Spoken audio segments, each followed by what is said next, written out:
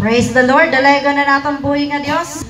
So nga doon naman kita mga bugtuan at ako mga bugtuan mag-share ha iyo ang babaruan. So manan akong pa-search liwat. Hallelujah. Praise God. So mahitungod mga bugtuan ang siring ni Joshua nga pili kita yana kung hain itaton si serbisyuhan kay haranin ng patron. Praise God. Nasaring didi, choose you this day whom you will serve. Saring didi, Joshua chapter 24 verse 15. Pili kita yana kung hain aton si simbahon nga Dios. Praise God. Praise God.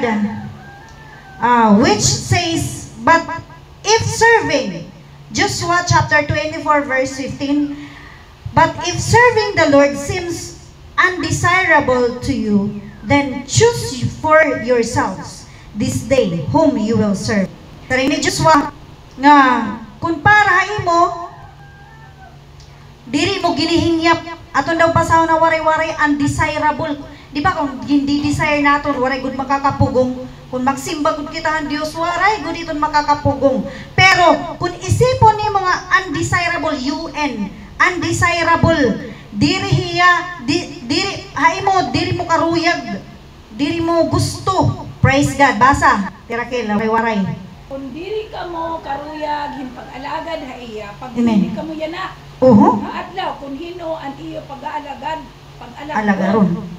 Ang mga kadiyusan ba nga ginsimbahan iyo mga ginikanan dito sa Mesopotamia.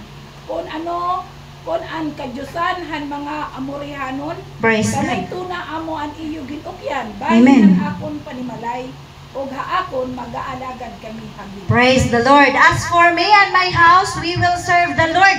Siring ni Joshua. Siring ni Joshua, yan na pagpili ka mo. Kaya ang Diyos, diri ito naruruyag nga duhay ita atong lalaktan. Magpiktaw-piktaw kita, nga di naman. Diri ito pwede parit Ginoo. Kaya ang Diyos, He is a jealous God.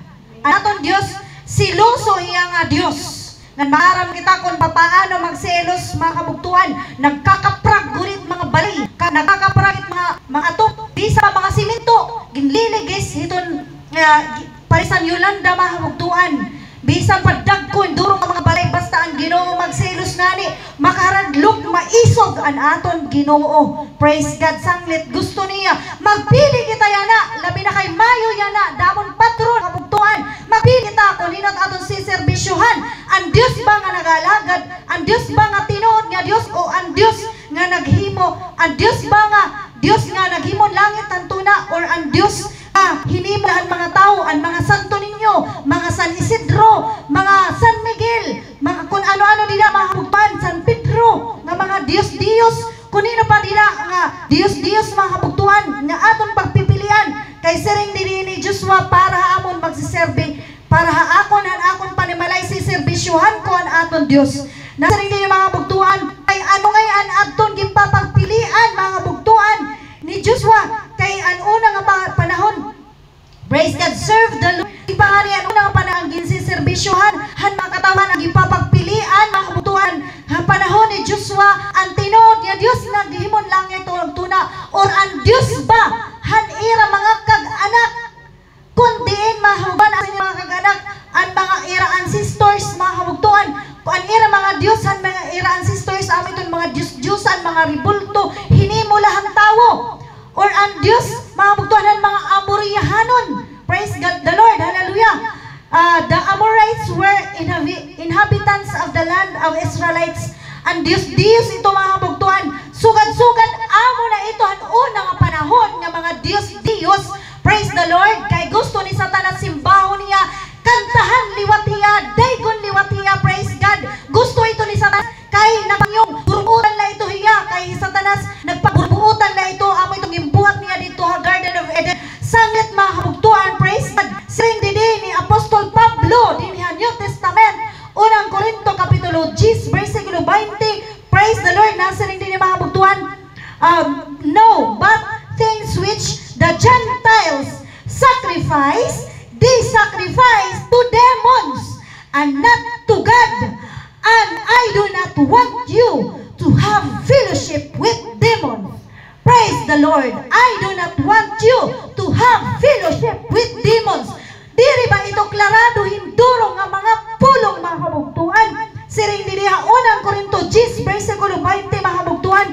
Ngan maaram na kita mga Diyos yan ang kapanahunan. Siring pa ni Pablo, siring pa mga katauhanan unang panahon ginpanmatay hira. Praise the Lord. Ginpriso hira, bilanggo hira mga kabugtuan. Kay nagyayakan hipak Pablo hira ang mga apostol tinuod hi ako diri ako nahadlok mapriso bisan ako tanggalan ng trabaho tungod kay ini nga Dios mga kabugtuan nga atong inaalagad siluso ini nga Dios mga kabugtuan ko ila Ginoo. Praise God.